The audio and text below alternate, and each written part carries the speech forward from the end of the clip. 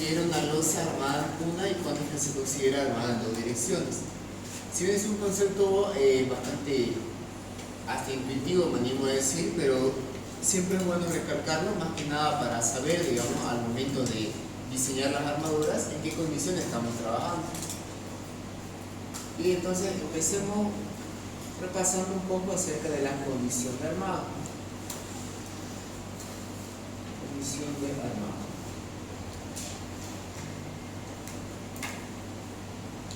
Póngase que tengamos el siguiente paño de losa.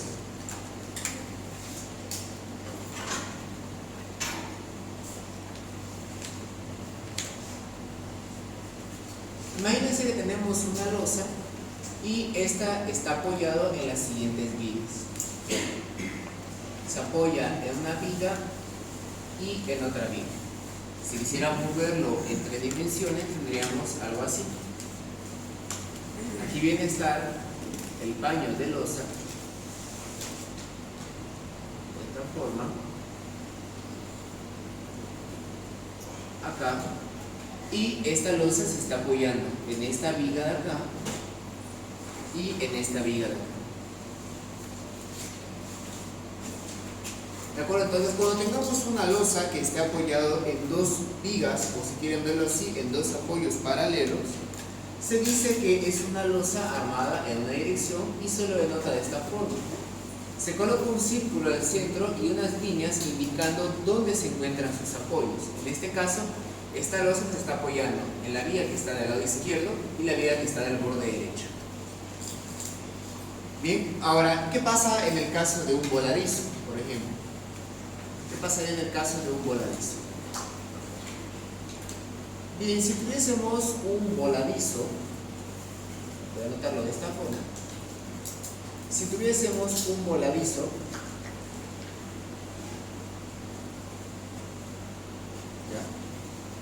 aquí hago un dibujo en tres dimensiones.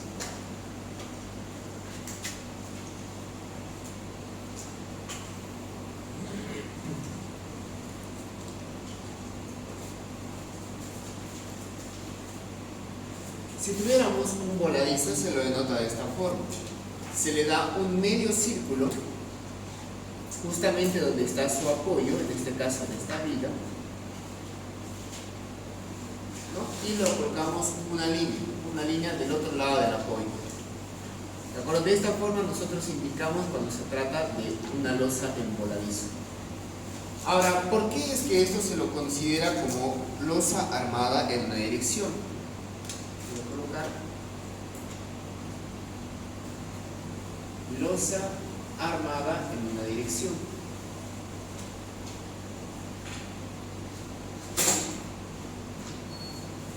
Fíjense que los apoyos son apoyos paralelos.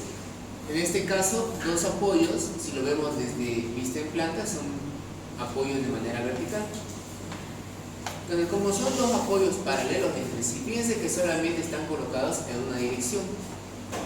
Es de ahí que viene ese nombre de losa armada en una dirección. Más que nada, el término una dirección se refiere a los apoyos, en este caso a las vigas. Y en el caso del voladizo igual, fíjense que está solamente una viga en una dirección apoyada a la losa. Ahora, ¿qué es lo que sucede cuando tenemos este otro caso? Una losa armada en dos direcciones.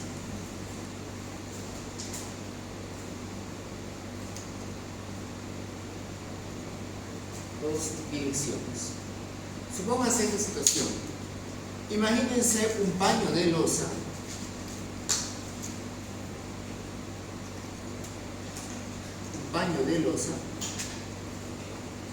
y esta tiene viga en todo su contorno. Tiene viga en todo el borde.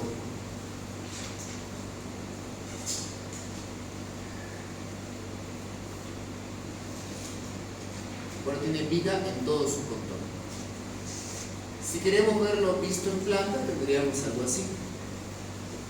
Aquí viene el paño de losa y tiene viga en todo el borde.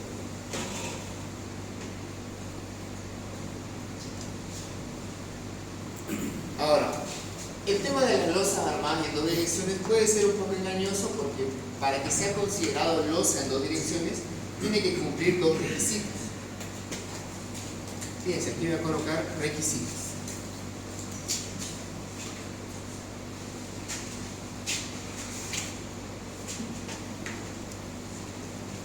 El primer requisito es que tenga viga en todo su contorno, es decir, tenga apoyo en todo su contorno.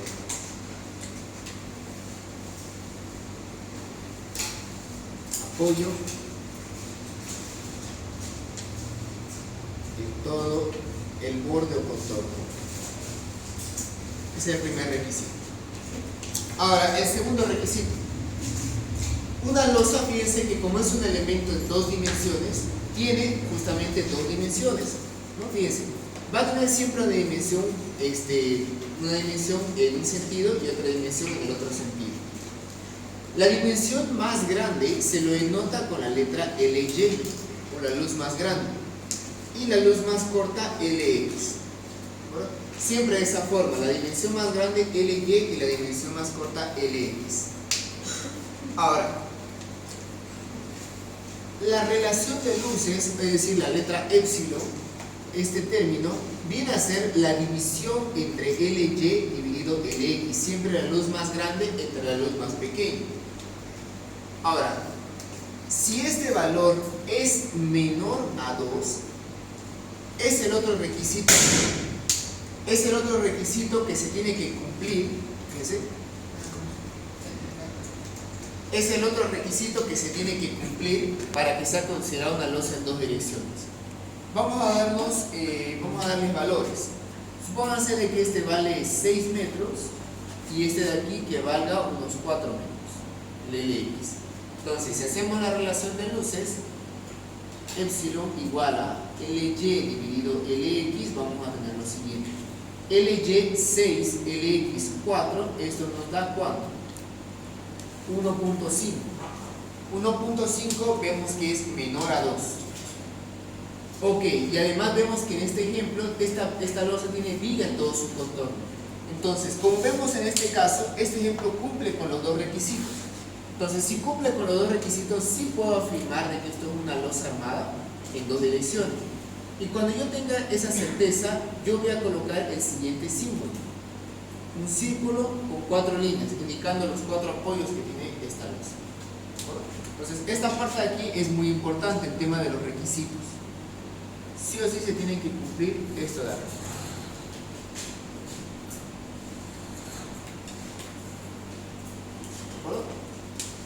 Ahora, ¿qué pasaría si tuviéramos un caso así? Imagínense un paño de losa de esta forma. Donde una de las dimensiones sea considerablemente o sea más grande que la otra.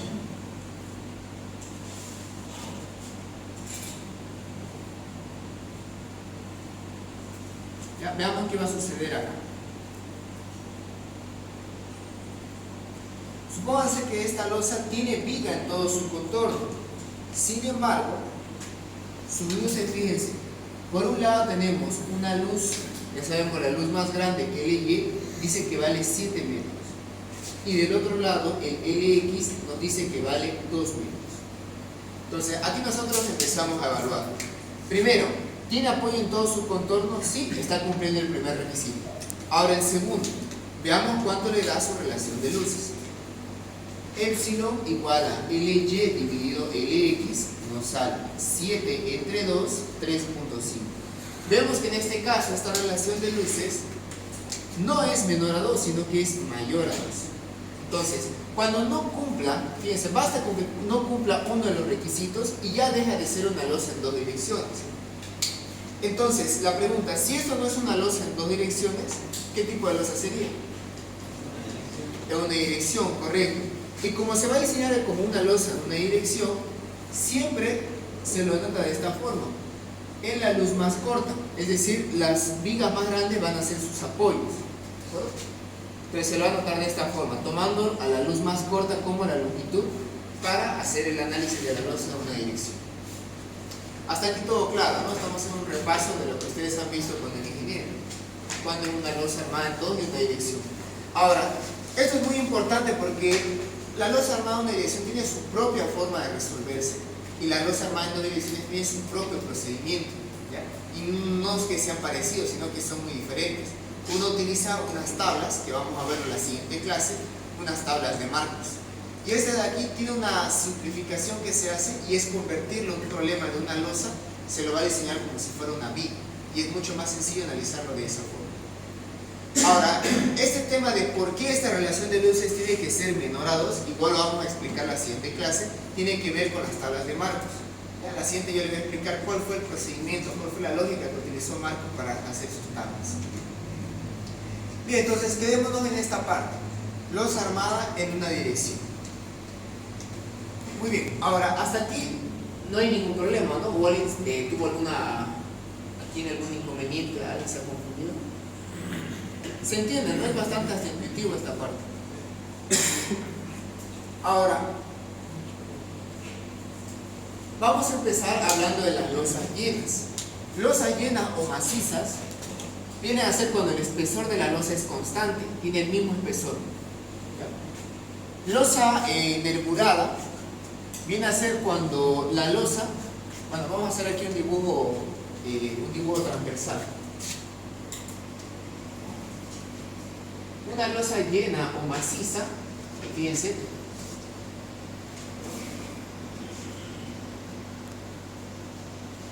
su espesor es el mismo, es constante. Es el mismo espesor en todas las direcciones. Bueno, en toda la ubicación de la losa tiene exactamente el mismo espesor. Y este vamos a llamarlo HL o altura de la losa. Tiene exactamente el mismo espesor. ahora, una losa Nervurada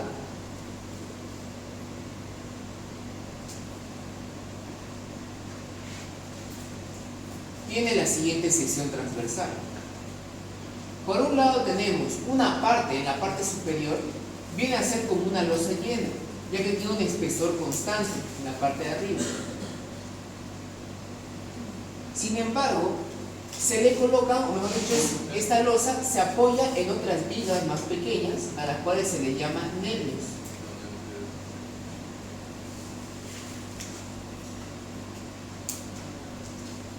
¿De acuerdo? Entonces, fíjense, esta es una sección típica que tiene una losa nervurada.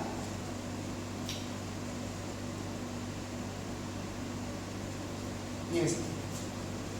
Por un lado, en la parte superior tiene un espesor constante. Esta parte de aquí se lo llama la placa. La placa. Y en la parte de abajo está apoyada unas pequeñas vigas a las cuales se las conoce como nervios.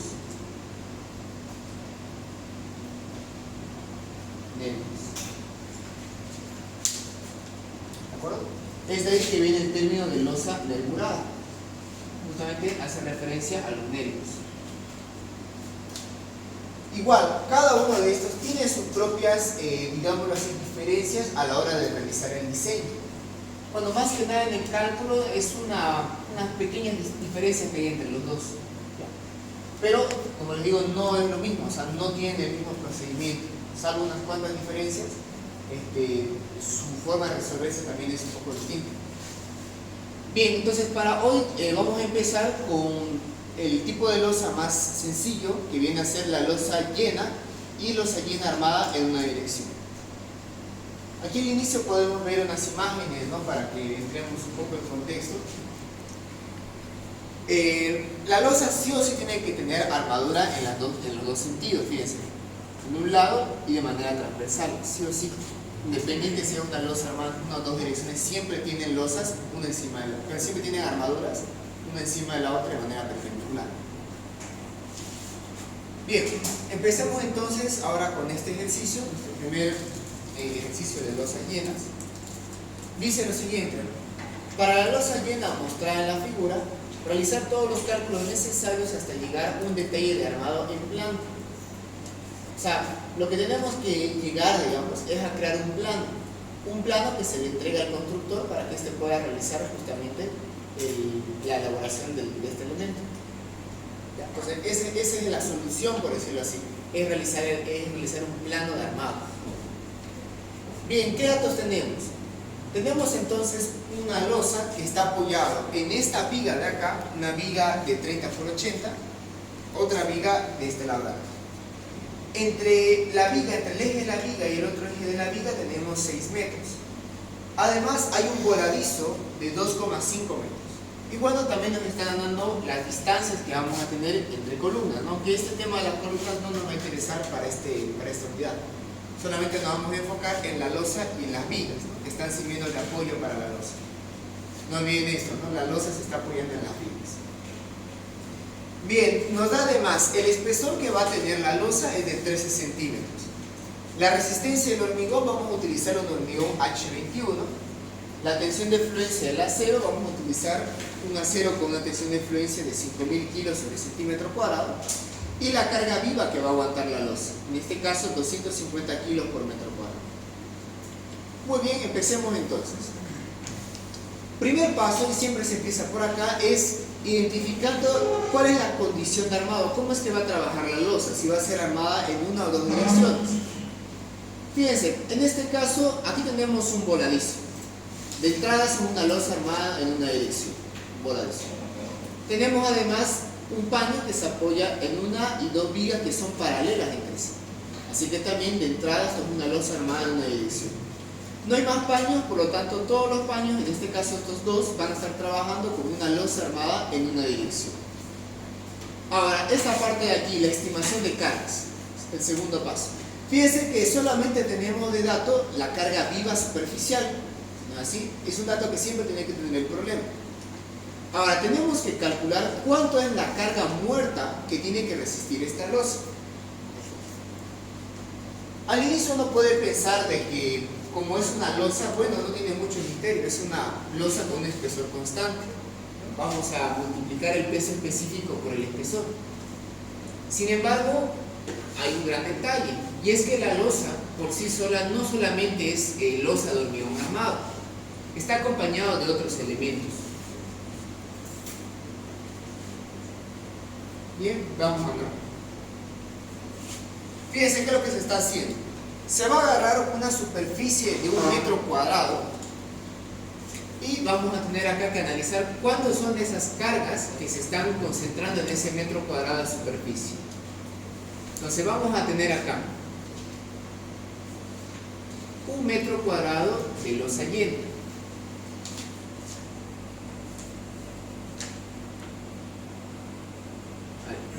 Un metro cuadrado de losa llena. Pues aquí en específico, losa de hormigón armado. Este es su material. Ahora pregunto, esta losa, ¿qué hay encima de la losa? Fíjense ustedes, ¿dónde ustedes están parados? No están pisando directamente la losa de hormigón armado, están pisando un piso. Y ese piso, a su vez, está sentando en otro elemento. Verán, cuando uno vacía la losa, ya cuando se hace el vacío de la losa, generalmente no tiene, bueno, es raro, bueno, es casi nunca, que la superficie de vaciado le dé algo pulcro, le dé alguna superficie bastante plana, así como esta pizarra. Va a tener ciertas imperfecciones. Seguramente algunas partes serán un poco más arriba, otras partes más abajo, pero no va a ser una superficie lisa, ¿ya? Para esos casos, bueno, debido a esto es que se coloca una carpeta de nivelación, una carpeta de hormigón pobre, que también se lo conoce como contrapiso. Se coloca acá un contrapiso.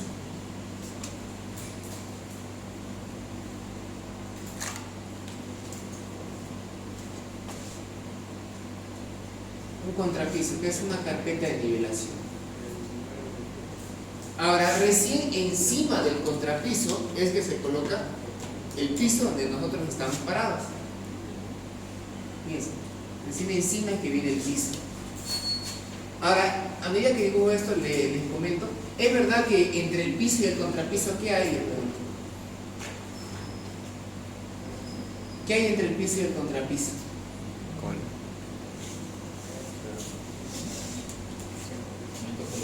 El cemento cola, ¿no? Correcto. ¿Cómo nosotros lo pegamos el piso al contrapiso? Le colocamos una pequeña carpeta de cemento cola.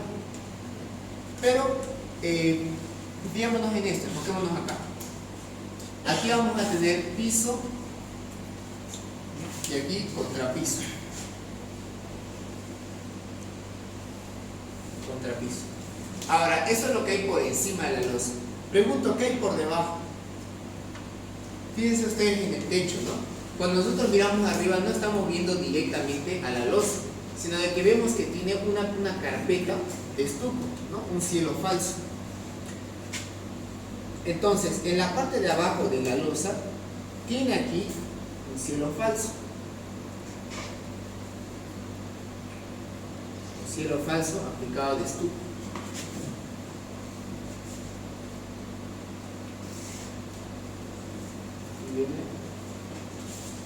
Cielo falso, cielo raso aplicado de estuco. Entonces, ya uno viendo este gráfico entra más en contexto, ¿no? Un metro cuadrado de losa no tiene solamente losa en sí mismo, ¿no? No solamente losa de hormigón armado, también está acompañado de piso, contrapiso y cielo falso. Y todo eso hay que tomarlo en cuenta, porque al fin del día esto también ejerce un peso. Al final de cuentas también nos da un peso. Ahora, ¿qué es lo que vamos a hacer acá? Piensen. ¿Cómo podemos convertir el peso específico en una carga superficial?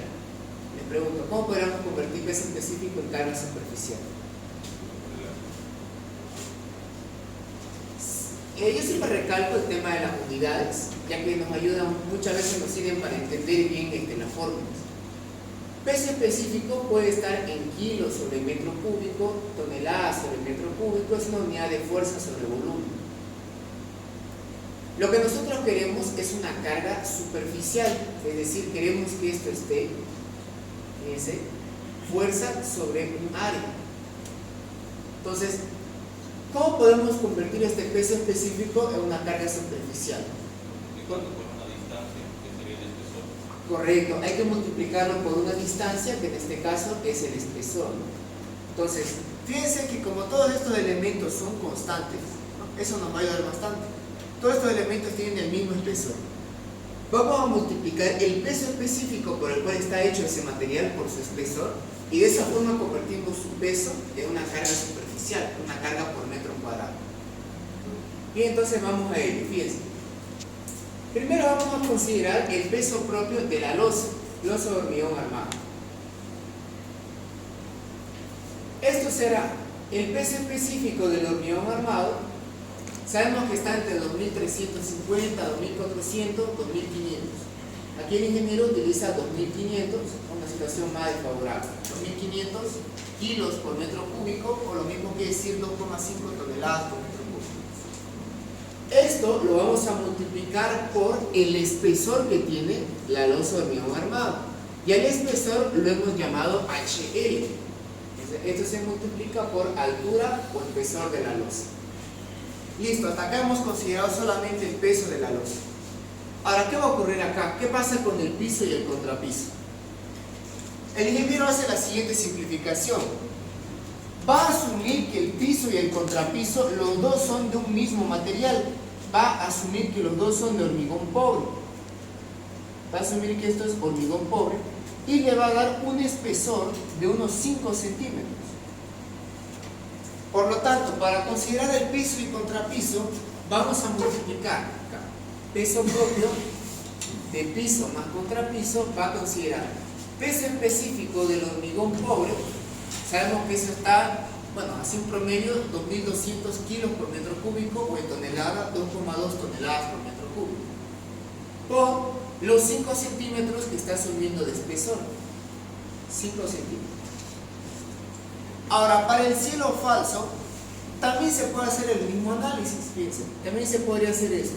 Peso propio del cielo falso, podemos considerar peso específico. El cielo falso es un material de estuco.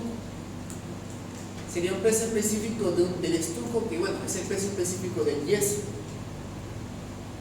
Yeso, y se lo multiplica por el espesor. Este espesor de aquí suele estar más o menos entre los 2,5 centímetros. Vamos a subir unos 2 centímetros. 2 centímetros. Ahora, el peso específico del yeso. Bueno, el peso específico del yeso, eso más o menos está por los 1.350, si la memoria no me falla.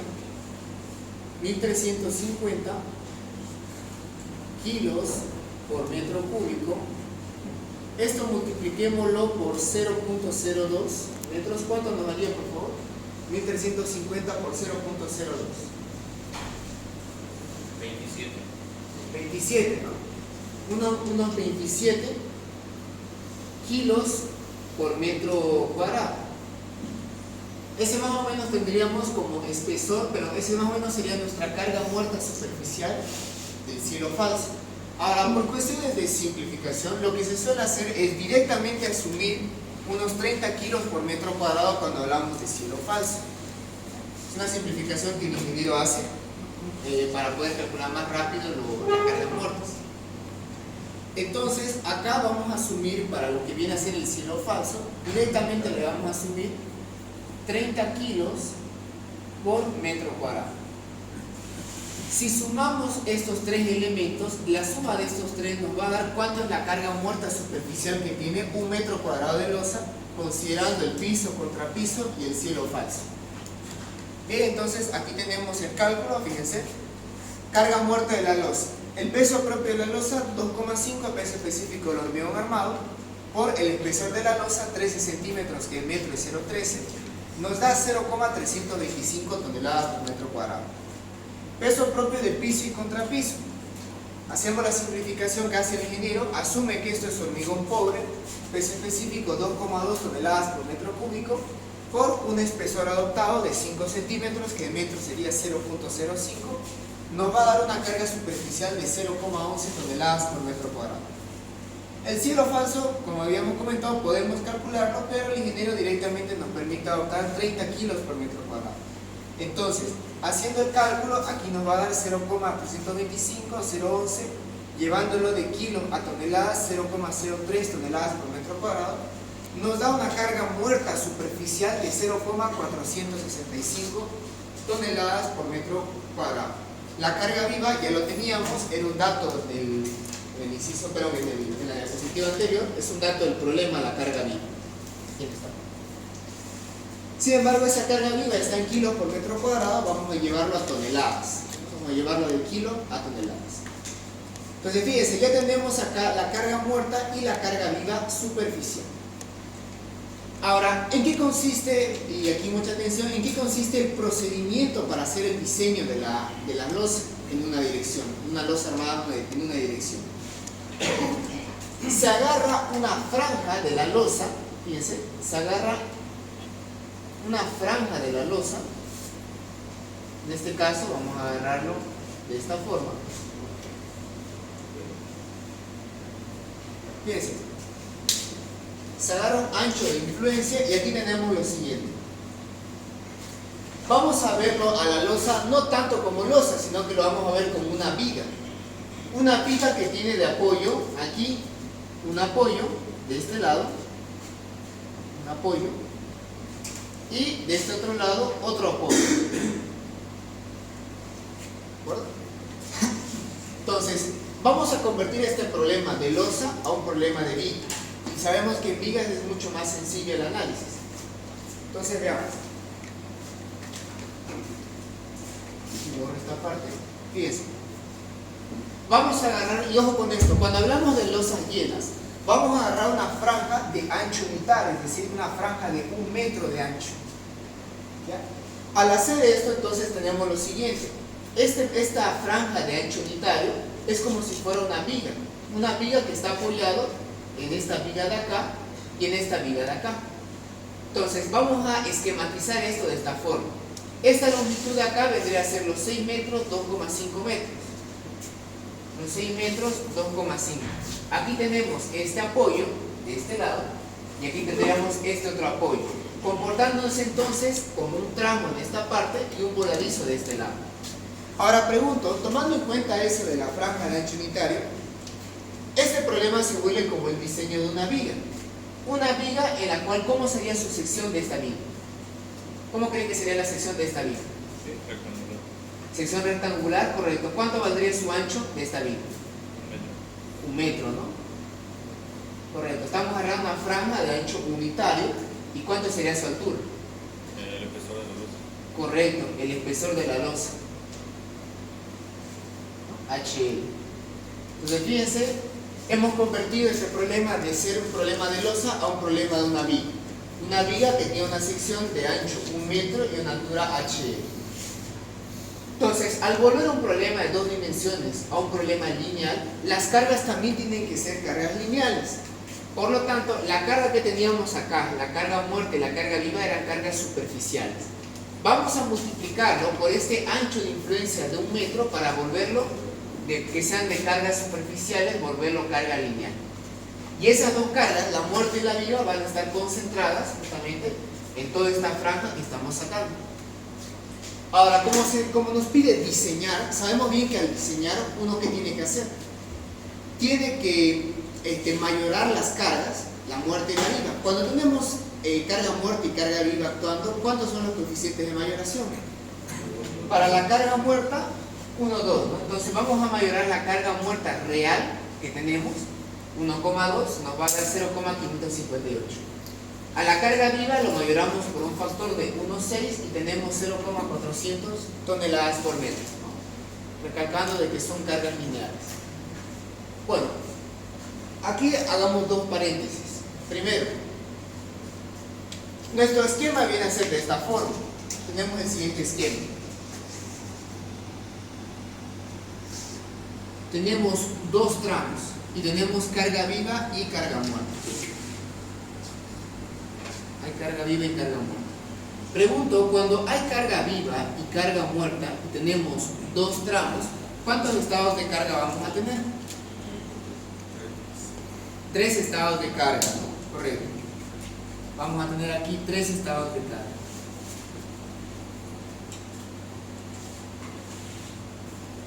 El primero, carga muerta siempre va a haber. Carga muerta siempre hay. La carga viva solamente va a estar concentrada en los tramos impares, es decir, en este caso en el primer tramo. Ahí tenemos un estado de carga.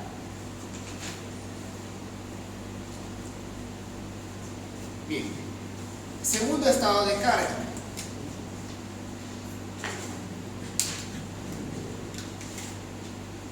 En el segundo estado de carga se alterna la carga viva.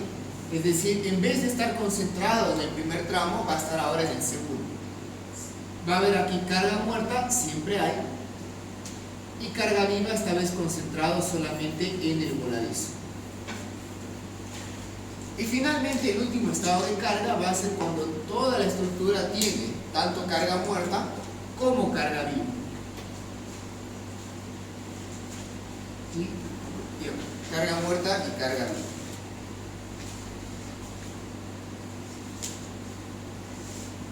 Carga muerta y carga viva.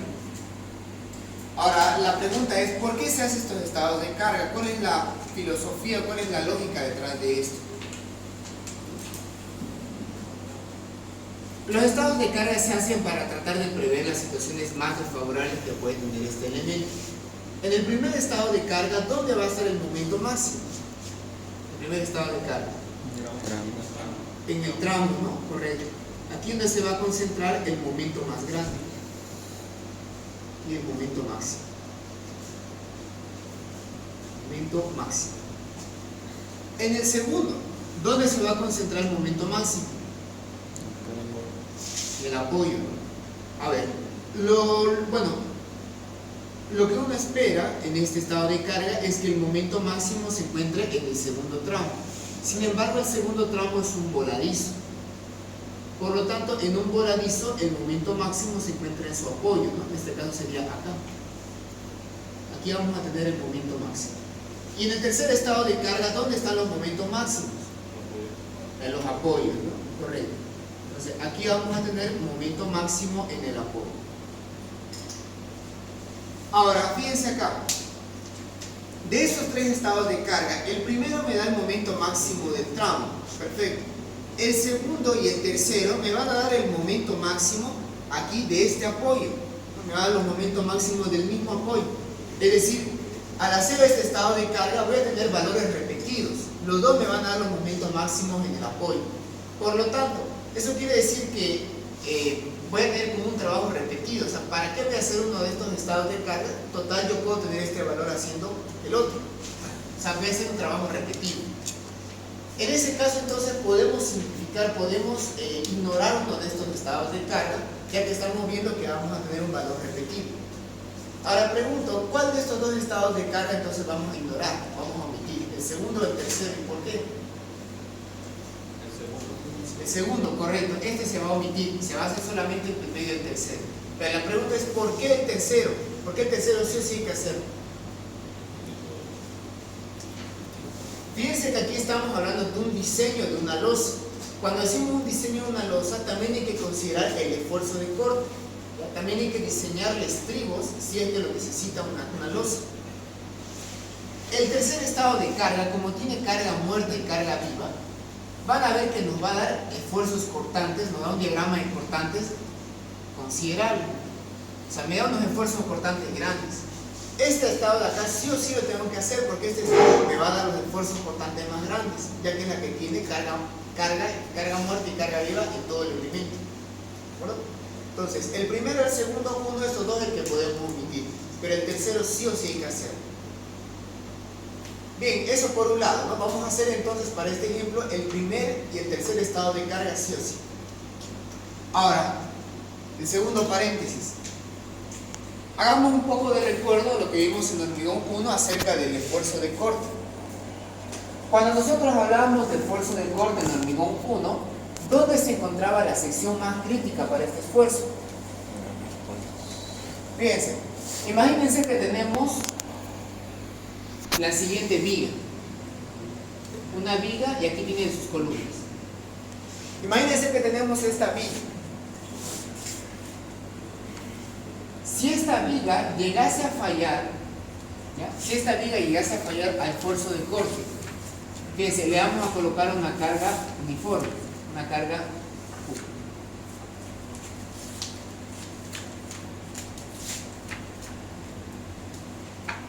Si esta viga llegase a fallar, van a ocurrir aquí unas fisuras justamente donde termina, ¿no?, el apoyo, en este caso en la columna. Van a empezar a ver acá unas fisuras a 45 grados en los apoyos. Acá. Si la pieza llegase a fallar por corte, todo este pedazo de aquí de la viga se va a venir abajo. Si este voladizo llegase a fallar por corte, todo esto aquí se viene abajo. Ahora veamos el esquema de este elemento. Aquí. Vamos a tener, aquí en este caso está la columna, hay un apoyo. Aquí está el otro apoyo. Como la carga es uniforme, el esfuerzo cortante varía así. Viene, varía linealmente, sube y cierra.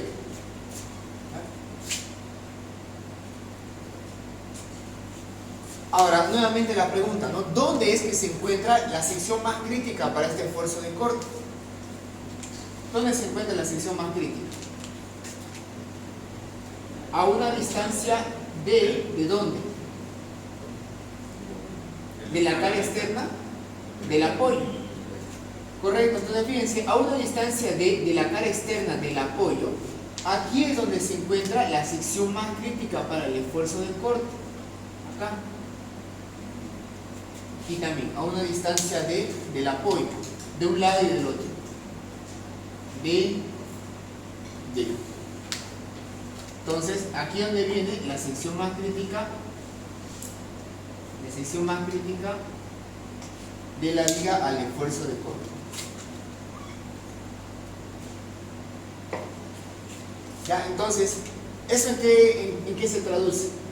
El esfuerzo cortante que nosotros vamos a analizar no es el cortante que está en los apoyos, sino que es los cortantes que están a una distancia de la cara externa del apoyo. Estos de acá son los cortantes con los cuales nosotros vamos a diseñar estribos si es que ameritan.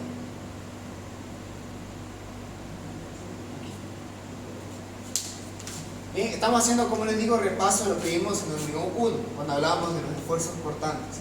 Ahora, esta distancia D es desde la cara externa del apoyo, pero si quisiéramos calcular cuánto es esa distancia desde el apoyo en sí mismo, ¿cuánto sería esta distancia? ¿Cuánto sería esta distancia? Donde está la sección crítica. Correcto, sería la mitad del apoyo, B medio más esta altura útil. Esta distancia de aquí lo vamos a conocer como dB, distancia de corte. Distancia de corte que hay desde la sección crítica de la viga al esfuerzo de corte hasta el apoyo en sí mismo. Esta distancia dB. Muy bien, ahora fíjense, dB, entonces con lo que acabamos de ver, La distancia de corte va a ser igual a 1/2 de la base del apoyo más la altura útil. eso quiere decir que tenemos que tener estos dos valores. La base de la viga es un dato, porque fíjense, este paño de losa se apoya en esta viga y esta viga, ¿no? Ambas vigas tienen un ancho de 30 centímetros. Este aquí es el ancho de la viga y esta es la altura de la viga. Entonces, este ancho que tenemos acá, este ancho, viene a ser el B sub B, ¿no? En este caso, la base de la viga. Es la base, bueno, el ancho del apoyo que tiene esta losa en esta viga. Bien, en este caso nos dice que vale 30 centímetros. Entonces, B sub B es un dato. Aquí esto lo conocemos. Pero la altura útil no. La altura útil hay que estimarla, hay que calcularla. Bien, ¿cómo calculamos entonces la altura útil? Fíjense en esto. Voy a borrar esta parte. ¿Cómo calculamos esa altura útil? La sección resistente de nuestra losa viene a ser de esta forma, ¿no? Acabamos de decir que la sección que va a tener este esquema va a ser una sección de ancho 100 centímetros y una altura de ¿cuánto? ¿Cuánto es la altura acá para esta sección? La altura de la losa, ¿cuánto es la altura de la losa? 13 centímetros, ¿no? Correcto. Ahora, ¿cómo vienen las armaduras de una losa? Tienen dos características. Uno es que siempre vamos a colocar barras en una misma fila. Las armaduras de una losa siempre se colocan en una misma fila, separados una distancia E. Y separados una distancia E. Y segundo es que tienen el mismo diámetro. Toda esta barra tiene el mismo diámetro. Eso nos facilita enormemente porque no hay ese problema, digamos, de calcular, ¿no? Calcularle su YG, digamos, ¿no? Su distancia hacia su centro de gravedad. Es mucho más directo. Todas tienen el mismo diámetro de barra. Ahora, este diámetro de barra suele estar entre los siguientes valores: un phi de 8, un phi de 10 y un phi de 12. Suele estar dentro de este rango las armaduras para la losa. Ahora, ojo con esto. El diámetro mínimo para las losas es la barra phi de 8. Este es el mínimo. No puedo colocarle una barra phi de 6. Sí o sí una barra phi de 8 milímetros. Es el mínimo. De ahí en adelante. Ahora, como pueden ver, está dentro de este rango. Está entre una barra phi de 8, una barra phi de 10 y una barra phi de 12. Como suele estar dentro de ese rango, vamos a adoptar nosotros una barra phi de 10. Vamos a asumir este valor. Asumo. Muy bien, entonces, Ya tenemos en cuenta cuánto es el diámetro de la barra. Pregunto, ¿cuánto va a valer aquí la altura útil para esta losa? ¿Cuánto sería su altura útil? ¿Cuánto sería la altura útil con este gráfico? HL. Muy bien, HL menos. ¿Cómo se llama eso? Recubrimiento. Correcto, recubrimiento libre menos. Correcto, la mitad del diámetro de la barra asumido. En losas, el recubrimiento que se suele adoptar aquí en nuestro medio es de 2 centímetros. Entonces, con todos estos valores podemos calcular sin ningún problema. Altura de la losa 13, recubrimiento 2 centímetros. Estamos adoptando una barra phi de 10. Phi de 10 en centímetros sería 1 centímetro entre 2. Esto nos va a dar entonces por la altura útil 10.5 centímetros. Lo lo que tenemos acá. HL menos RL menos la mitad del diámetro, 10.5. Ahora, si ya tenemos la altura útil 10.5, la base de la viga, su base es 30 centímetros, podemos calcular la distancia de corte. Esta distancia de corte. Base de la viga 30 entre 2 más la altura útil calculada 10.5 nos da entonces una distancia de corte de 25.5 centímetros, que en metros sería 0,255 metros. Bien, hasta aquí entonces ya tendríamos el esquema de cómo vamos a realizar los estados de carga y la distancia en la cual vamos a analizar el esfuerzo cortante.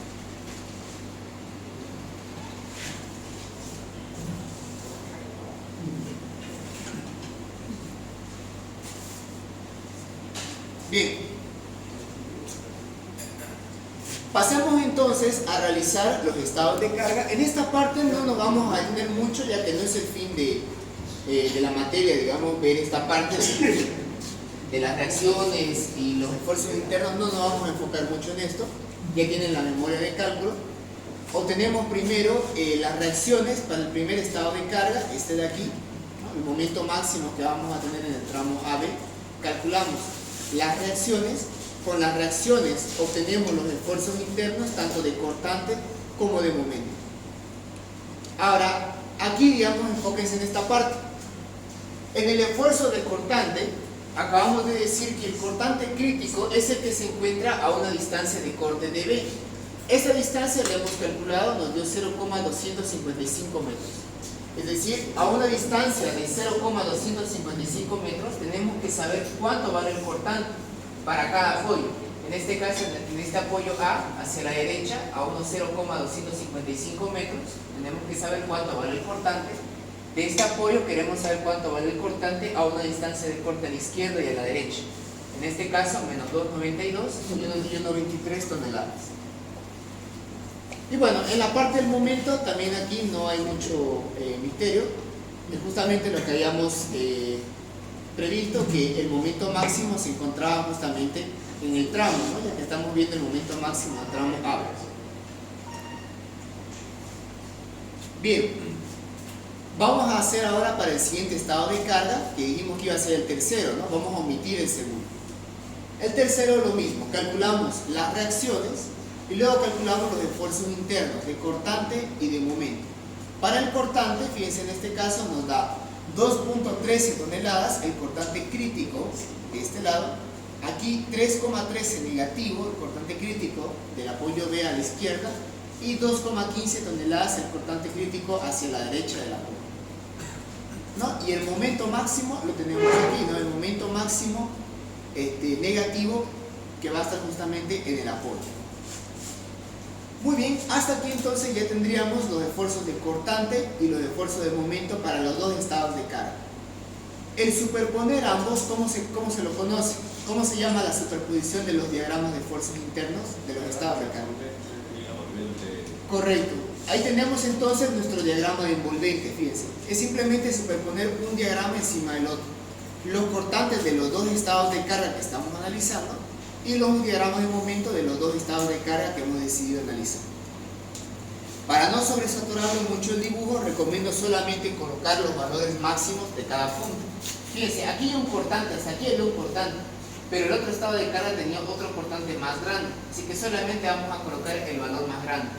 258, 234, 3,13, 337, 240, 215. ¿no? Todos estamos colocando los cortantes máximos en los apoyos y los cortantes a una distancia dB de los apoyos.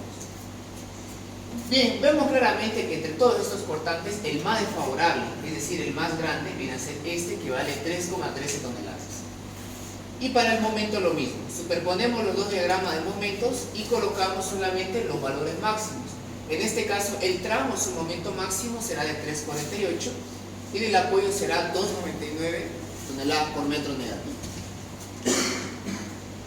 Listo, hasta acá entonces ya tenemos los esfuerzos que va a tener la losa.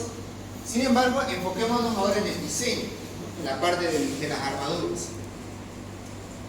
El siguiente paso, si bien algunos lo consideran como un diseño de esfuerzo de corte, en losas llenas, más que un diseño, es una verificación. Verán, la fórmula de la resistencia del hormigón al esfuerzo de corte que veíamos en hormigón armado 1 decía: resistencia del hormigón al esfuerzo de corte es factor de seguridad phi por 0.53 por la raíz cuadrada del FC' base por la altura útil de la sección. En este caso, fíjense, nuestra base son los 100 centímetros, el ancho unitario, y la altura era la altura de la losa, 13 centímetros, ¿no? Y nuestra altura útil que habíamos calculado era de 10.5. Y altura útil 10.5 centímetros. Bien, fíjense en esta parte. No siempre es bueno explicar, digamos, el tema de las fórmulas. Esto de acá, ¿qué vendría a ser? ¿Qué es una base por una altura útil? Es un área, ¿no? Correcto. Entonces fíjense en esta parte. Toda esta área de acá. Puede ser que por la magnitud de mi dibujo no parezca bastante, pero le aseguro que es un área bastante grande. Entonces fíjense que el hormigón, su resistencia al cortante depende mucho de cuánto sea esta área. Como en este caso tenemos una franja de ancho unitario y una altura útil de 10.5, ya verán ustedes qué tan grande es esa área. Es muchísimo. Y como es bastante grande esta área, su resistencia al hormigón al esfuerzo cortante también es bastante grande.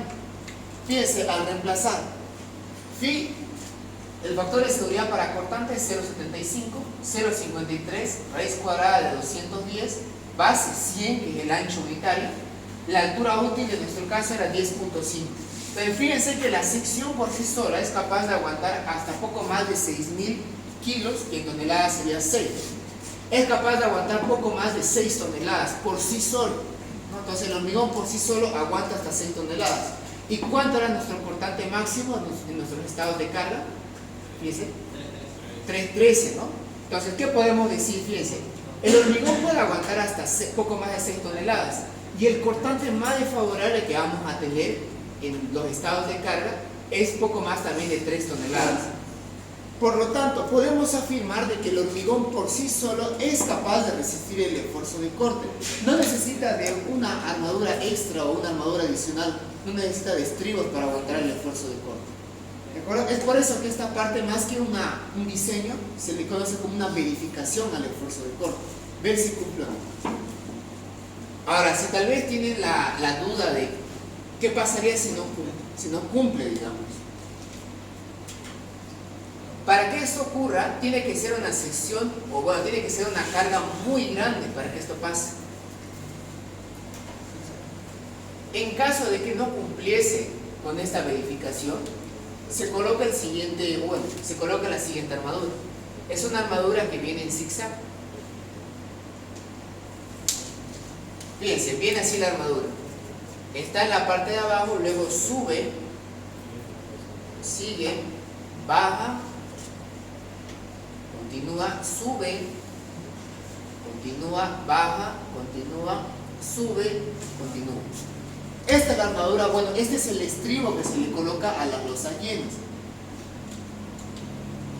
Yo solamente una vez tuve la oportunidad de hacer este diseño, fue para el proyecto de dinámica, ¿no?, que llevan con el ingeniero Montalvo.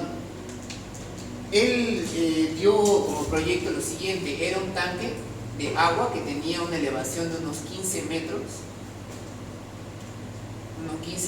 de altura, y aquí venía un tanque de esta forma,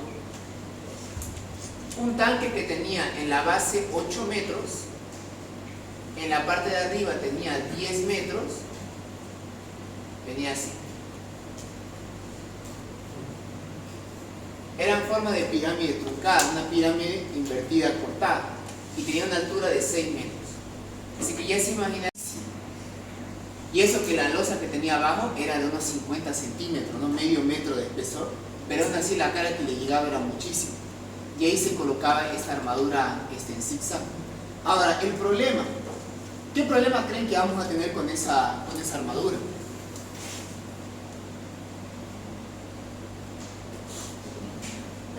Correcto, el problema más que nada es económico. Esta barra no parece mucho, pero imagínense ahora una barra y eso que hay que considerar el doblado.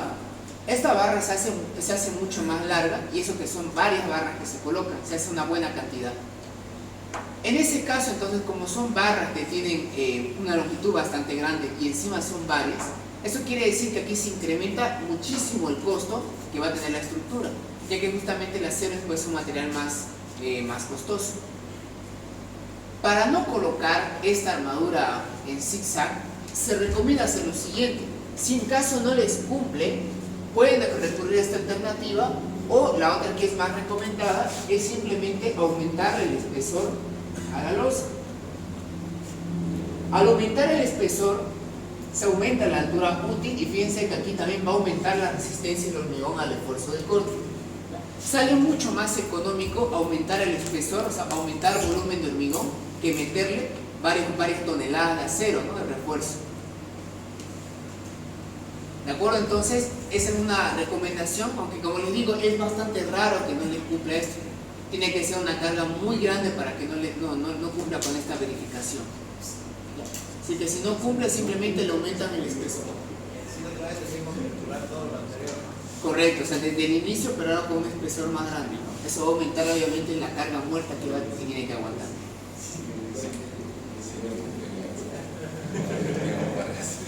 ¿Qué bueno? Sin el examen no cumple ahí, No, o sea, como les digo, para que ocurra esto tienen que tener una carga. Fíjense, por ejemplo, acá, ¿cuánto es la carga viva? 250 kilos por metro cuadrado. En este ejemplo de acá, en este proyecto, bueno, considerando el borde libre que iba a tener arriba, más o menos la altura que iba a tener de agua era de 5.7 metros. Multipliquen entonces la carga viva, multipliquen entonces peso específico del agua, 1 tonelada por metro cúbico, por 5,7 metros de agua. Aquí entonces esto se hacía la carga viva, fíjense, la carga viva iba a ser de 5,7 toneladas por metro cuadrado, o en otras palabras 5.700 kilos por metro cuadrado. Entonces fíjense que la carga, para que ocurra eso, tiene que ser demasiado grande. En este caso, fíjense, la carga viva 250 no es mucho, ¿no?, si lo comparamos con este. Entonces, para que se den una idea qué tan grande tiene que ser la carga viva para que le pase esto. En el examen, obviamente, el ingeniero no les va a dar, digamos, una carga muy grande. Le hará de 250, 300, 350. No les va a dar una así de sencillo. Así que eso les comento nomás porque fue una vez que me pasó. Ya, aquí.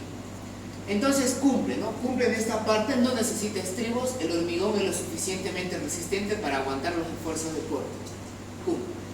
Ahora, sí o sí, ahora en el tema de estribos, en el tema de esfuerzo cortante, aquí se puede, digamos, omitir la armadura, ¿no?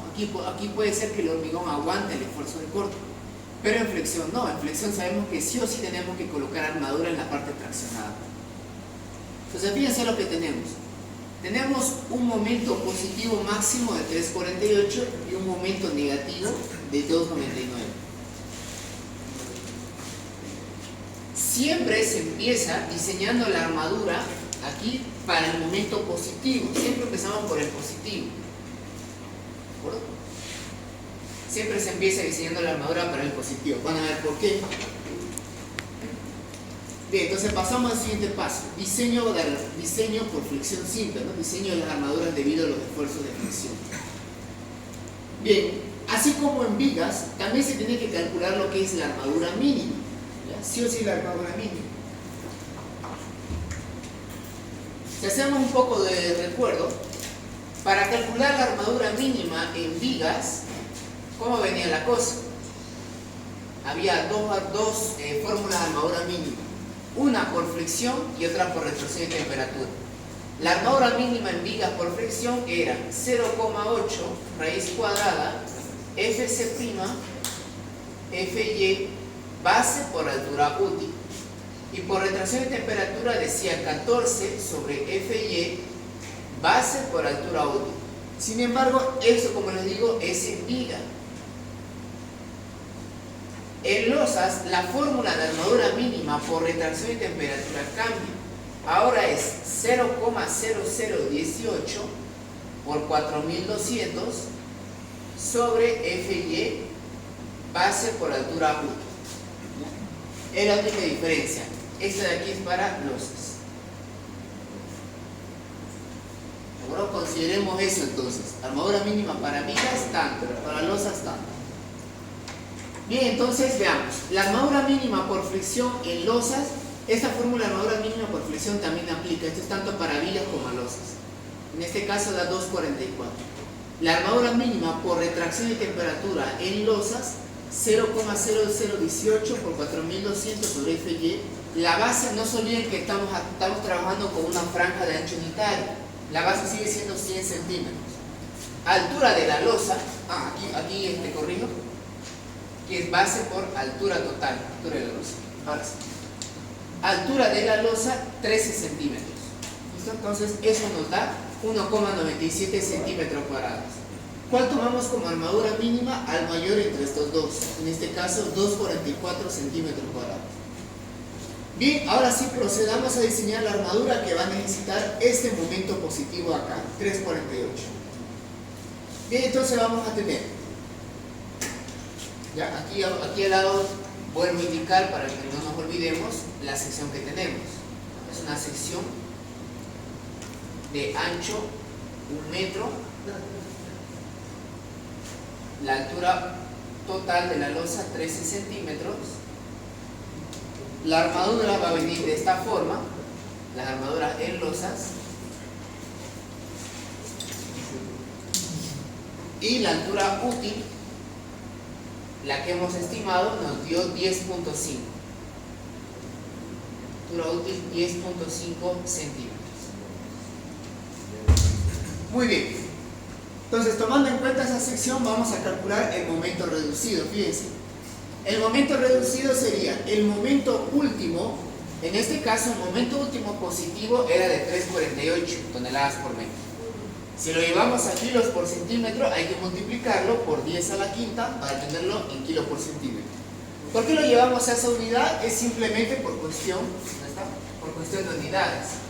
Eso tiene que estar en kilo por centímetro, ya que la tensión lo tenemos en kilos sobre centímetro cuadrado, la base en centímetro, la altura útil también en centímetro, como está elevado al cuadrado, centímetro cuadrado. Se cancela esto con esto, este con este y este con este, y nos da una unidad sin dimensiones, ¿no? Un valor sin dimensiones. Bien, reemplazando vamos a tener 348 por 10 a la quinta sobre 0,9 por 210, 100 por 10.5, 0,167.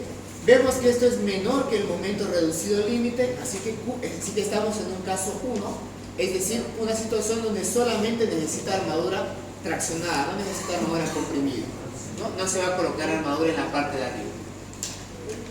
Ahora, aquí en este tema de losas, también fíjense en esto. Si por alguna razón ustedes les hubiera dado también acá mayor al momento reducido límite, también se recomienda aumentarle el espesor, ya que así como en el esfuerzo cortante, cuando no cumplía se aumentaba el espesor, ya que mayor volumen de hormigón es más económico que mayor cantidad de acero, lo mismo pasa acá. Si no te cumple con este momento reducido límite, tendrías que volver a aumentarle o volver a calcular aumentándole 1 centímetro a tu espesor de la losa, ¿no? De tal manera que aquí te dé menor que el momento reducido límite. Es más que nada por una cuestión económica, ¿no? Sale más barato comprar más hormigón que meterle más acero. Bien, ¿qué más? Entonces hasta aquí ya tenemos lo que sería el momento reducido, calculamos la cuantía mecánica.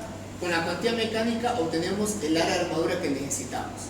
En este caso el área que necesitamos es 828 centímetros cuadrados. Esto es mayor que el área mínima que hemos determinado anteriormente, ¿no? Anteriormente nuestra área mínima, bueno, nos había dado 244. Cumple, ¿no? Pregunto, ¿qué hubiese pasado si esta área hubiera sido menor que la mínima? Correcto, ¿no? Se adopta la armadura mínima. Muy bien. Bien, permítame.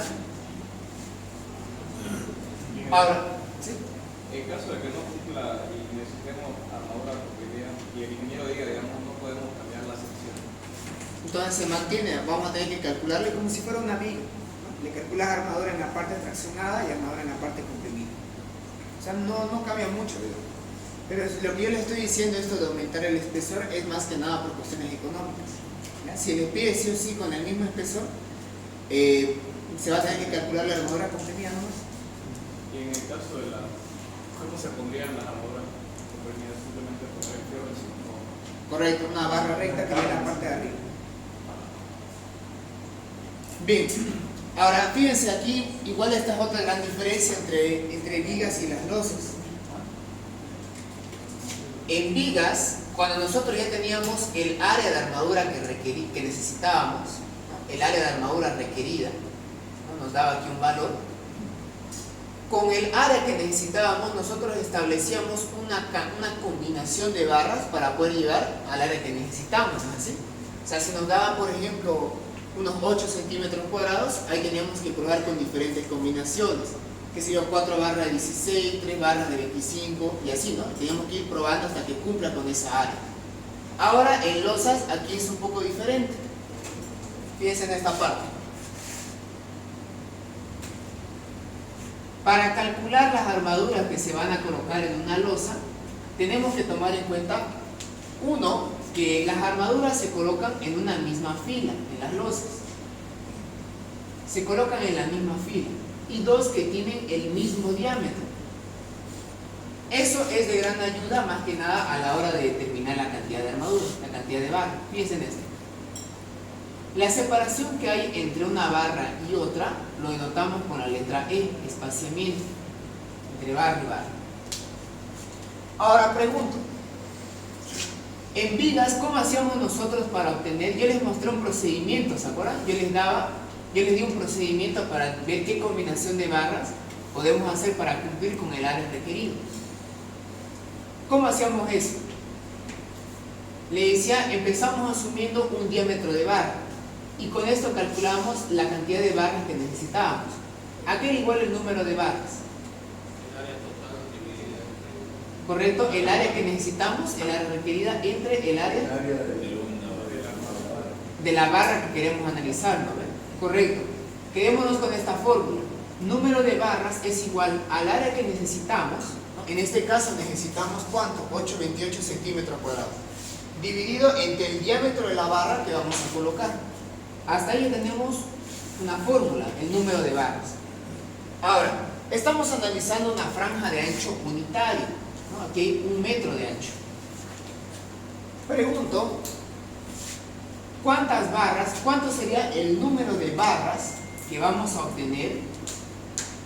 ¿No? Así, ¿cuánto sería el número de barras que vamos a obtener en 1 metro de ancho unitario? ¿Cuánto sería el número de barras viendo el gráfico? Podríamos hacer una relación de 3, fíjense. Podríamos decir, yo voy a tener una barra, ¿no? Por cada espaciamiento E, o sea, en cada ancho E, en cada distancia E, yo sé que voy a tener como mínimo una barra. Entonces yo digo, ¿cuánto va a ser el número de barras para un ancho de 1 metro? Hacemos una regla de 3 y nos queda lo siguiente. 1 metro dividido E por una barra. Aquí sabemos que va a haber una barra. Entonces, 1 metro, tenemos otra fórmula para estimar el número de barras. Podemos hacerlo de esta forma o de esta otra forma. Vamos a igualar ambos y vamos a obtener lo siguiente. El área requerida dividido el área de la barra que vamos a colocar es igual a 100 centímetros dividido entre el ancho E. Si hacemos aquí un despeje, vamos a obtener lo siguiente. El espaciamiento entre barras es igual a 100 por el área de la barra que vamos a colocar dividido el área requerida. Por aquí tenemos una fórmula. De esta forma vamos a determinar entonces cómo va a ser estas barras que vamos a colocar en la losa. Ahora, si uno analiza bien esta fórmula, es una fórmula con dos incógnitas. 100 es un número. El área requerida lo obtenemos de este procedimiento, ya lo tenemos. Lo que no sabemos es cuánto es la separación que va a haber entre las barras y cuánto es el área de la barra que vamos a colocar. Sin embargo, sí conocemos algo. Conocemos las dimensiones, o bueno, conocemos los diámetros de las barras nominales, ¿no? Sabemos que en el mercado tenemos barras FIDE 6, FIDE 8, ¿no? FIDE 10, de 12, 16 y así sucesivamente. Pero enfoquémonos en estas. No estoy colocando la barra de 6 porque ya les había dicho que el diámetro mínimo que se coloca en losas es una barra FIDE 8.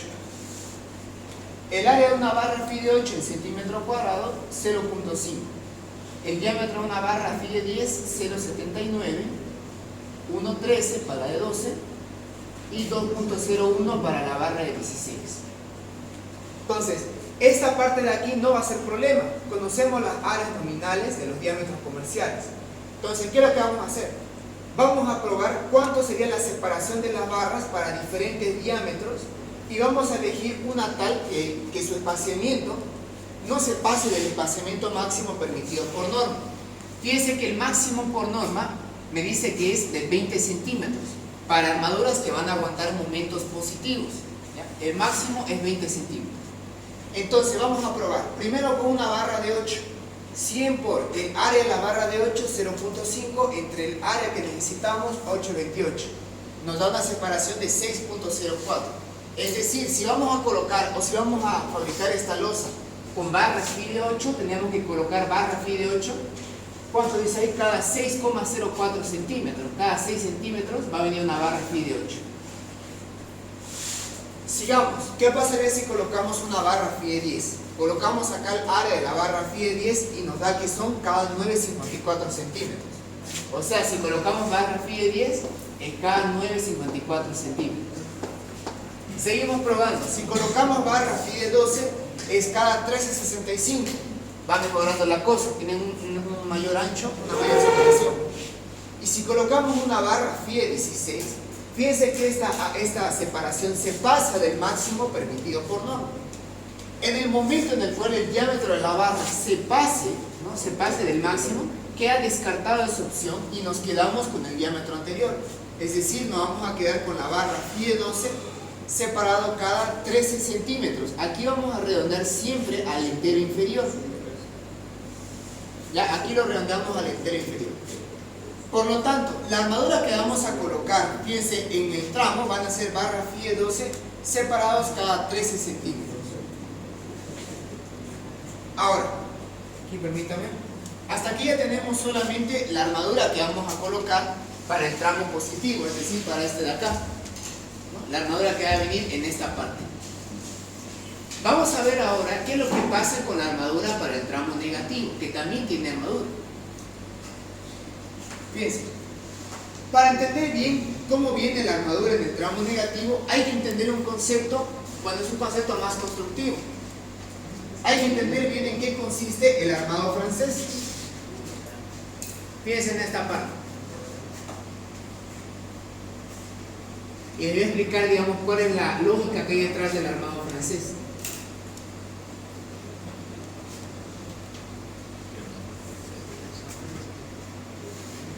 Es el diagrama de envolventes. Pregunto, cuando el momento es positivo, la armadura traccionada, ¿dónde va? ¿Arriba o abajo? Abajo, ¿no? Correcto. La armadura tiene que ir en la parte de abajo cuando el momento es positivo. Por lo tanto, en la parte de abajo, en el tramo, en la parte del tramo, tiene que venir sí o sí ahí armadura en la parte de abajo, debido a que ahí está el momento positivo. Sin embargo, en la parte de, más adelante, aquí en el apoyo, vemos que el momento es negativo. Cuando el momento es negativo, ¿dónde tiene que ir la armadura traccionada? Arriba, ¿no? Correcto. Entonces, fíjense qué consiste este armado. Dice lo siguiente: yo sé que el momento positivo, ¿no?, necesita armadura en la parte de abajo y el momento negativo necesita en la parte de arriba. ¿Por qué no hacemos que una sola barra absorba parte del momento positivo y parte del momento negativo, ¿no? Y es una idea bastante ingeniosa. Una misma barra va a absorber la parte, el momento positivo y una parte del momento negativo. La otra opción sería colocar obviamente una barra recta en la parte de abajo y una barra recta en la parte de arriba, pero obviamente eso sería bastante económico porque vamos a utilizar mayor cantidad de acero. Entonces fíjense, este detalle de acá, este doblado que se le hace en la barra, se lo conoce como el armado francés. Ahora, mucho cuidado con esto. El armado francés no significa que todas las barras van a ir así. No es que todas las barras van a venir de esta forma.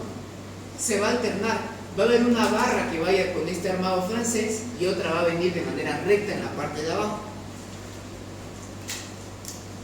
La otra va a venir así, de manera recta en la parte de abajo. Entonces va a venir una recta, una levantada, recta, levantada y así sucesivamente hasta completar toda la losa. Ya se alterna. Se tiene que alternar esto.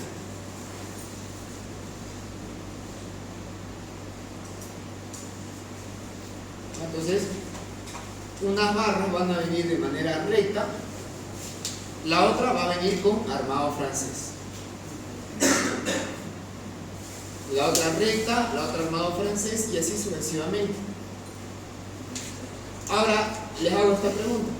En términos de proporción o en términos de porcentaje, ¿cuánto van a ser las armaduras que tienen armado francés? En términos de porcentaje. 50%. Correcto, ¿no? La mitad del 50%. Quedémonos con este concepto del 50%, que es lo mismo que un medio. ¿Sí? Entonces fíjense de que parte de la armadura que estamos colocando para resistir el momento positivo, la mitad de esta armadura va a pasar a la parte de arriba y va a absorber parte de ese momento negativo que tenemos acá.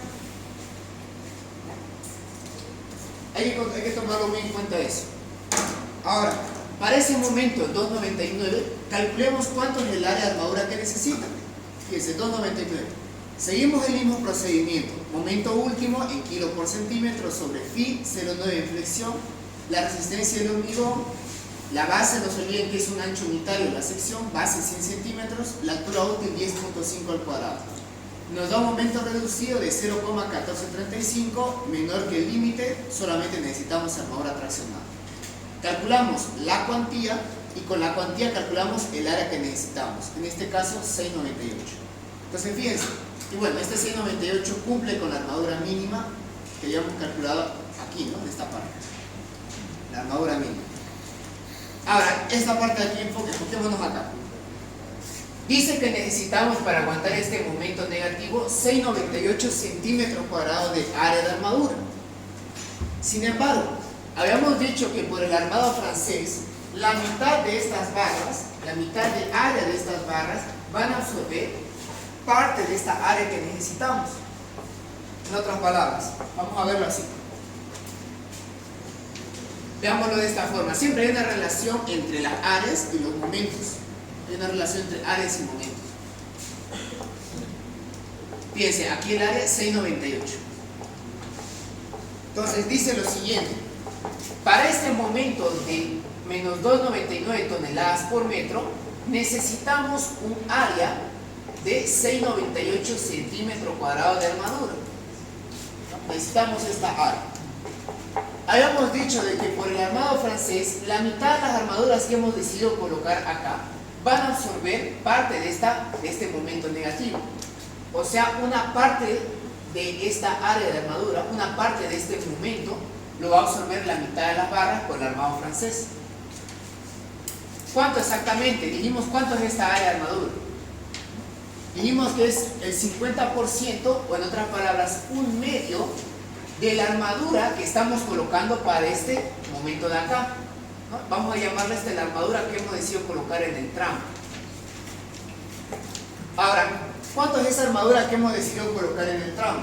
¿Cuánto eran las barras que vamos a colocar aquí? ¿Se acuerdan? Eran barras phi de 8, ¿cada cuánto? 13 centímetros, correcto. Esta es la armadura del tramo. La armadura que estamos colocando en el tramo, barra phi de 8 cada 13 centímetros. Ahora, ¿cómo podemos convertir? Porque fíjense que esto es una indicación, es una orden, no es un área como tal. ¿Cómo podemos convertir esta indicación a un área? Nuevamente, fíjense en esta fórmula.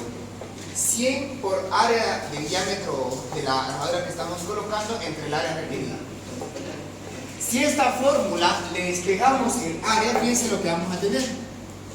El espaciamiento es igual a 100 por área área de la barra que estamos colocando entre el área requerida. Si despejamos de acá el área, vamos a obtener 100 por el área de la barra que estamos colocando entre el espaciamiento de las barras. Ahora, ¿para qué nos va a servir esta fórmula de aquí abajo? Vamos a convertir esta indicación, vamos a llevarlo a un área, vamos a llevarlo a centímetro cuadrado. Bien, para eso seguimos esta fórmula. Dice, si quiero llevar de una orden a un área, tengo que dividir 100 por el área de la barra. El área, ¿cuánto es el área de una barra phi de 8? 0,5, correcto, dividido entre el espaciamiento, están colocados cada 13 centímetros, pues aquí va a ser cada 13. ¿Cuánto nos daría entonces acá la armadura de tramo? 100 por, bueno, 50 entre 13, ¿cuánto da eso? 3,85. Muy bien, 3.85. No eran barra phi de 8, eran barra phi de 12. Barra phi de 12, ahora sí. ¿Cuánto es el área de una barra phi de 12? 1,13, ¿no? Ahora, ¿cuánto nos da acá?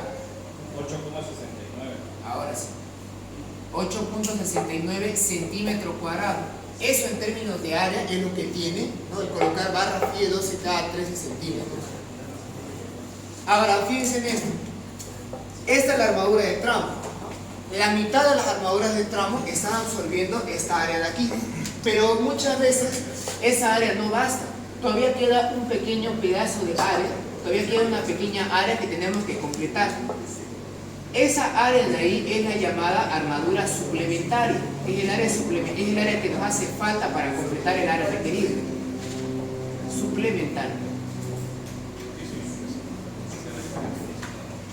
Entonces, ¿cómo podemos calcular esta armadura suplementaria? Fíjense, el área total, el área requerida que necesitamos, va a ser igual a la suma entre 1/2 de la armadura de tramo más esa armadura suplementaria. Si despejamos de aquí, entonces tenemos que la armadura suplementaria, esa área de armadura que nos hace falta para absorber este momento, es igual a el área requerida menos 1/2 de la armadura de tramo. Y la armadura de tramo ya la tenemos ahí, ¿no? 8,69 centímetros cuadrados. Muy bien, entonces calculamos. Volvemos a esta parte. No, aquí igual lo tenemos, tenemos la definición teórica.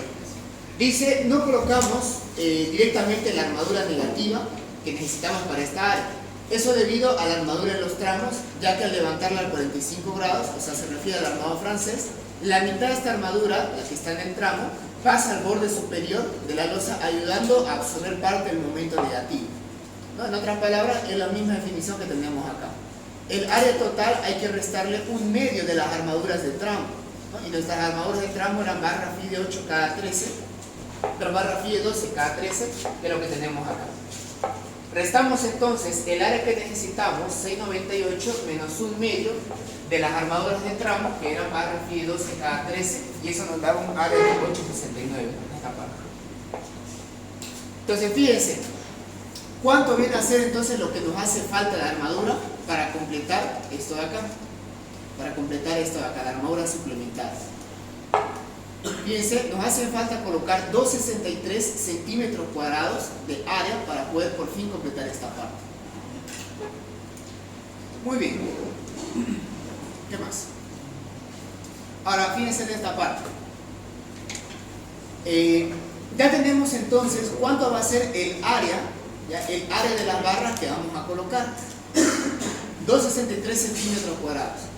Esta recién es la armadura que vamos a colocar adicional para que se pueda cumplir estos 698 centímetros cuadrados que necesitamos. Nuevamente vamos a volver al mismo paso de probar cuánto me da la separación para diferentes diámetros. Empezamos con una barra phi de 8, fíjense, 100 por el área de una barra phi de 8 entre el área que necesitamos, 263, nos sale que si colocamos barra phi de 8 están separados cada 19,61 centímetros. Si colocásemos barra phi de 10, están separados cada 30,04 centímetros. Vemos que esto se pasa de la separación máxima por norma para armaduras suplementarias. El máximo es de 25. Nuevamente, las armaduras, la separación máxima para armaduras que resisten momentos positivos es de 20, pero para las que aguantan el momento negativo, la armadura suplementaria es cada 25. Entonces, como este se pasó, queda descartado y nos quedamos con este. La barra phi de 8 cada 19, ¿no? Redondeamos a la entera inferior. Por lo tanto, el área suplementaria va a ser barra phi de 8 cada 19. Hasta aquí entonces ya tenemos, ¿qué cosa? Tenemos la armadura que va a aguantar el momento positivo y la armadura que va a aguantar el momento negativo. Sin embargo, yo les había comentado al inicio de la clase de que sí o sí se colocan armaduras en las dos direcciones, fíjense. Hay armadura en un sentido, pero además hay armadura. Ahora, fíjense que en el otro sentido, en este de aquí, en este sentido de acá, no hay una viga, por lo tanto no va a haber aquí unos esfuerzos que van a ser contenidos en esta parte. Para esos casos se coloca una armadura que se llama la armadura de repartición. Se coloca acá una armadura de repartición que junto con la armadura que resisten los esfuerzos forman como unas mallas, que es esta armadura que tenemos acá. Se hacen como unas mallas, ¿ya? Armaduras en los dos sentidos. Ahora, ¿por qué creen que se coloca esta armadura? Fíjense que el volumen que se está manejando de hormigón es demasiado grande. Como ustedes saben, al fabricar el hormigón se produce una reacción exotérmica, es una reacción química al mezclar agua, cemento, agregado fino y agregado grueso. Eso produce calor y ese calor hace que el agua se evapore. Pregunto, ¿cómo se llama ese fenómeno que dice que es la pérdida de volumen debido a la pérdida de humedad? Correcto, ¿no? Es debido a la retracción.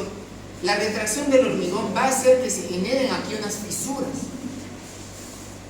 Van a ver que se genera acá unas fisuras paralelos a las armaduras que estamos colocando. Es por eso que se coloca esta armadura de repartición, que es casi como una barra que está cosiendo todas esas fisuras que se generan, tanto para el voladizo como para el tramo. Sí o sí tiene que colocar la armadura de repartición. No es tanto por fines de esfuerzo, sino que es por motivo de retracción y temperatura. Ahora, ¿cómo calculamos esa armadura de repartición? Fíjense. La armadura de repartición dice que es el mayor entre los siguientes tres valores. Dice que es el 20% de la armadura principal. Cuando dice armadura principal se refiere a la armadura que se coloca en el tramo. En el tramo hemos decidido colocar barras phi de 12 cada 13 centímetros. Aplicamos esta fórmula, ¿no? Convertimos la barra phi de 12 cada 13 centímetros en área, en esta parte, nos da 1,74 centímetros cuadrados. El otro, 0,0018 por 4200 sobre FY, base por altura de la losa, ¿no? Es la fórmula de armadura mínima por retracción y temperatura. Eso nos da un área de 1,97 centímetros cuadrados. Y finalmente, la otra armadura mínima por norma que se da para retracción y temperatura son barras phi de 6 cada 25. Calculamos su área y nos da 1,12. Cuando adoptamos como armadura de repartición el mayor entre los tres, en este caso 1,97 centímetros cuadrados. Muy bien, tenemos entonces cuánto va a ser la armadura mínima por retracción y temperatura. Vamos a colocar 1,97. Volvemos a hacer el mismo paso de calcular el espaciamiento, así probando con esta área. Necesitamos un área de 1,97. Así que aquí vamos a probar con una barra phi de 8, nos da 100 por 0,5 sobre 1,97, 25,33. No se pasó el espaciamiento máximo para armadura de repartición. Barra phi de 10 nos da una separación de 40.1, se pasa, queda descartada esta opción y nos quedamos con las barras phi de 8 cada 25 centímetros, ¿no? Redondeándolo al entero inferior. Ahora sí, entonces, para finalizar y dándole respuesta al problema que tenía este ejercicio, tenemos lo siguiente, fíjense. Volvemos a colocar nuestra vista en planta de la losa con sus debidas dimensiones, las vigas, columnas. Ahora fíjense en esta parte. Del lado izquierdo vamos a colocar acá nuestro diagrama de envolventes, ¿no? El que teníamos, el momento máximo negativo y el momento máximo positivo.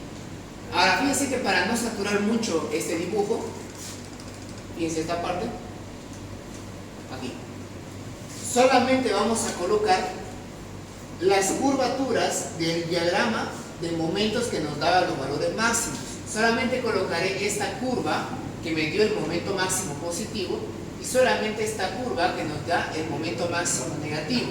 Esto más que nada es para que no se sature el gráfico, que no se sature el dibujo. Entonces fíjense, aquí en esta parte solamente estamos colocando las curvas que nos dan los valores máximos, el positivo y el negativo. Ahora, habíamos dicho de que el armado francés consiste en que va a haber una barra en la parte de abajo, una barra recta que aguante el momento positivo, ¿no es así? Y la otra barra iba a ser una barra que iba a estar inclinada, ¿no? Una barra con el doblado a 45 grados. Pero la pregunta es, ¿de dónde a dónde tiene que venir este doblez? ¿De dónde a dónde tiene que estar en la parte de abajo? ¿Cómo definimos eso? ¿Ya? Fíjense, ¿cómo vamos a definir eso? Habíamos dicho que en términos de proporción, el armado francés constituye el 50%, es decir, la mitad. Esto quiere decir que de este momento positivo, la mitad es absorbido por el armado francés. Por lo tanto, aquí vamos a cortarlo a la mitad nuestro diagrama de momentos, y justamente donde se corta con esta curvatura nos va a decir de dónde a dónde tiene que venir sí o sí en la parte de abajo. Ya nos dice de dónde a dónde sí o sí tiene que venir en la parte de abajo el armado francés. Ahora, se le añade una altura útil por cuestión de seguridad a ambos extremos, y a partir de aquí es que empieza el doblez a 45 grados y eso termina. Cierra en esta parte de aquí, en este apoyo de acá. Y aquí pregunto, fíjense, aquí esta armadura puede venir hasta acá sin ningún problema. Sin embargo, como de este lado teníamos un voladizo, fíjense, aquí teníamos un voladizo. Como sabemos, el voladizo, como el voladizo tenía momentos negativos, ¿dónde se coloca la armadura? ¿Arriba o abajo? Arriba, ¿no? Entonces vamos a aprovechar y esta barra lo vamos a colocar hasta el final para que pueda absorber parte de los momentos negativos. Bien, entonces vamos a tener ahí y hasta el final del voladizo. Listo, hasta ahí hemos colocado las armaduras de tramo. Ahora, ¿qué pasa con la armadura? Fíjense, ¿qué va a pasar con la armadura que hemos colocado aquí arriba, ¿no? La armadura suplementaria. Para que no haya la confusión de saber si la armadura va abajo o va arriba, se hace lo siguiente.